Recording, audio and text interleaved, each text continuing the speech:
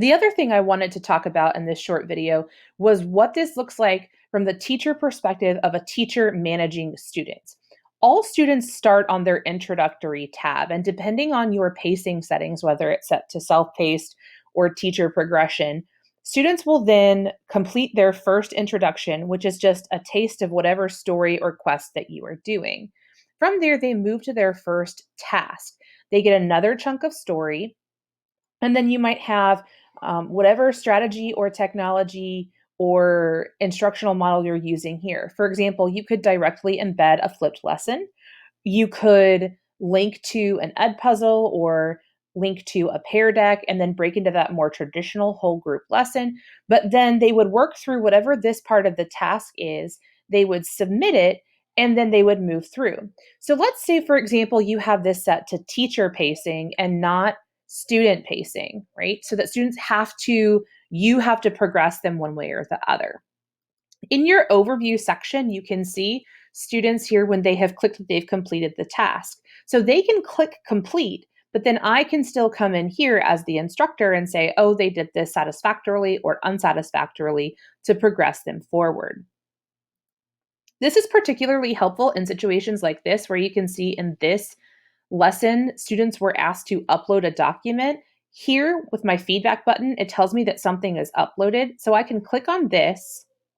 I can see the attachment that they've sent, any notes that they want me to address. I can give them direct feedback here, and I can open up their assignment and say, okay, this is exactly what I needed you to work on.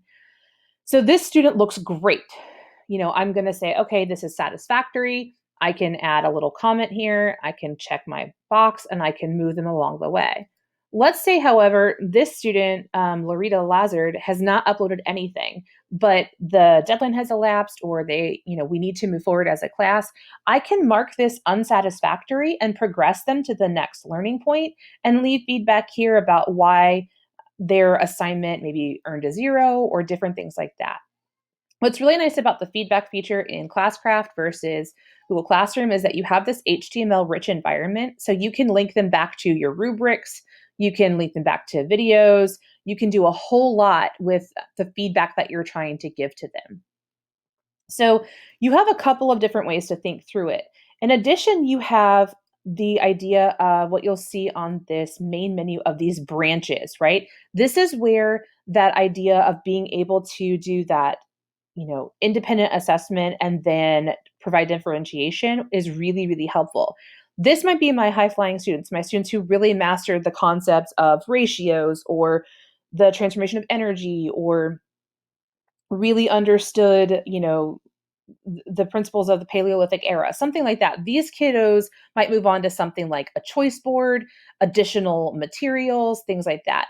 These kiddos might need to review their vocabulary. They might need to do some fact fluency.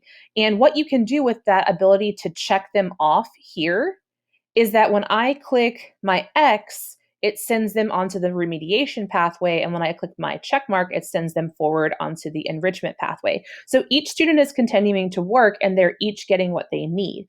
This is particularly valuable when we think about personalized learning and strategies to help us differentiate within the classroom, especially because we know that our students overall are so different. And if they're each completing things satisfactorily in this group, the enrichment group moves on and earns both experience points and gold pieces. And this group, when they move on to their next task, the remediation task, if they complete this satisfactorily, they have additional opportunities. So no one is at a disadvantage. So this is just a little bit of an overview or a taste of the overt structure or how things are set up. I wanted to kind of play both sides for you guys so that you could experience from the student perspective as well as from the teacher perspective what this might look like in a classroom.